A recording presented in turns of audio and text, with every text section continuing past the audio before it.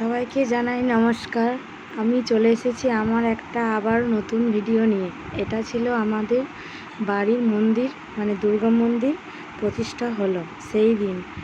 এখানে 9টা কুমারী মেয়ে নিজের জল এনে সেই মন্দির আমাদের প্রতিষ্ঠা হলো। প্রথম থেকে শেষ পর্যন্ত সবাইকে দেখার অনুরোধ রইল। সবাই ভালো লাগলে লাইক করো।